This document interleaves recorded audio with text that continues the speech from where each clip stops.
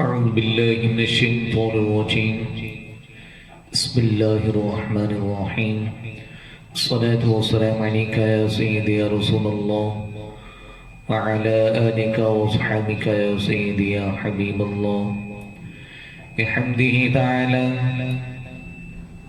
کل کی ویڈیو میں ہم سورہ فاتحہ کی تفسیر کے متعلق بات کر رہے تھے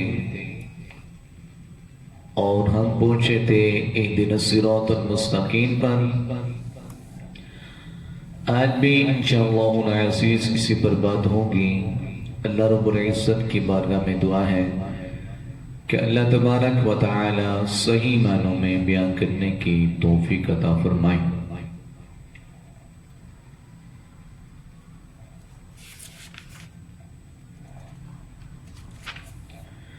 آج کی جو تعریف ہے وہ آج کی جو تفسیر ہے وہ تفسیر صوفیانہ ہے کہ لفظ ہدایت چند طرح کی ہے.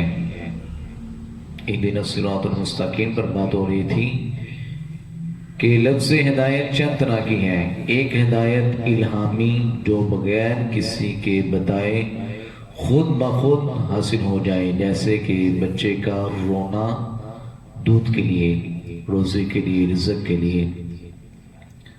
ماں کو اپنی طرف مائل کرنا خود بخود جانتا ہے. دوسری ہدایت احساسی جو کہ حواس درست ہونے کے بعد حاصل ہو، جیسے کہ بچہ ہوش سنبھالنے کے بعد اچھی بری چیزوں میں فرق کرتا ہے. تیسری ہدایت عقلی جو عقل کی مدد سے حاصل ہو، اسے ہدایت نظری بھی کہتے ہیں. یہ دلائل سے حاصل ہوتی ہے، یعنی انسان اپنی عقل کی مدد سے دلائل قائم کرے پھر اس سے نتیجہ نکالے. چوتھی ہدایت الہیہ ہے جو کہ پیغمبروں کی مدد اور حق تعالیٰ کے خاص کرم سے حاصل ہو، یعنی جن چیزوں کو ہم عقل اور دلائل سے معلوم نہیں کر سکتے اس کی رہبری کے لیے حق تعالیٰ نے انبیاء کرام علیہم السلام کو بھیجا.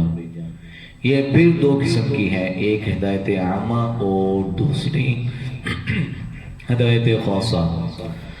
ہدایت عامہ شرعی احکام کی ہدایت ہے جو نبی کریم صلی اللہ علیہ وسلم کی طرف سے عام مخلوق کو ہوتی ہے، جیسے عقائد اسلامیہ اور ظاہری اعمال.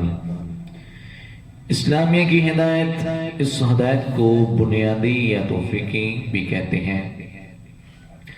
ہدایت خاصہ وہ جو نور نبوت یا نور ولایت سے خاص لوگوں کو حاصل ہو.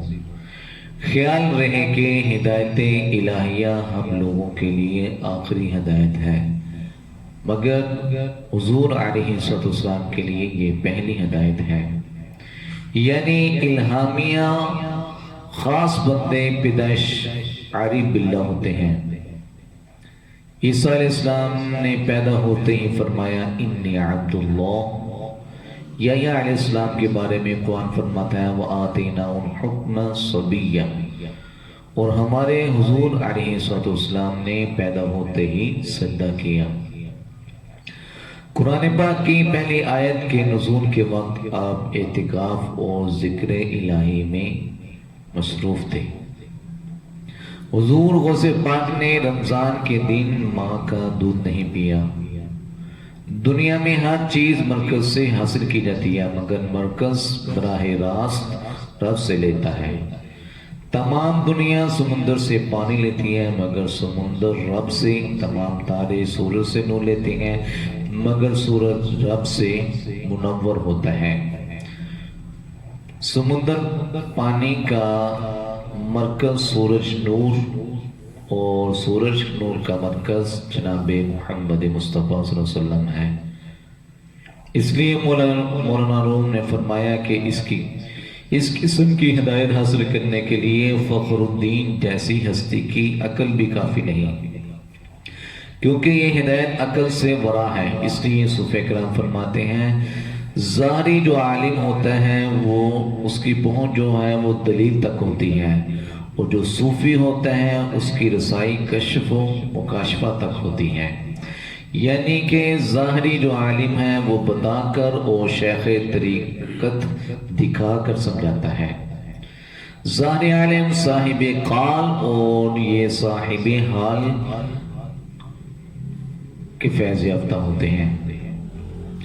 اس آیت کریمہ سے اس آخری قسم کی ہدایت رب سے مانگی گئی ہے، یعنی کہ اے پروردگار ہم کو وہ ہدایت فرما جو حواس اور عقل وغیرہ سے ورا ہے اور صرف تیرے کرم سے حاصل ہوتی ہے۔ اسی لیے کہا گیا اہدنا الصراط المستقیم، تو ہمیں ہدایت دے۔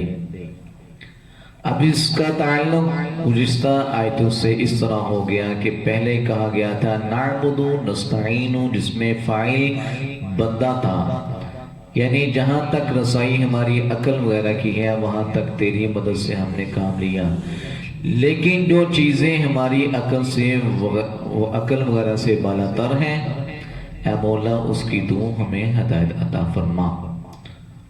یہ بات انشاءاللہ ایسے چلتی رہے گی۔ اللہ رب العزت کے بارگاہ میں دعا ہے کہ اللہ تبارک و تعالی الفاظ کے اعتبار سے کوئی غلطی کوتاہی ہوئی ہے اپنی رحمتیں بے بہا کے صدقہ میں معاف فرمائے۔ دعاؤں میں یاد رکھے گا وما علینا الا البلاغ المبین۔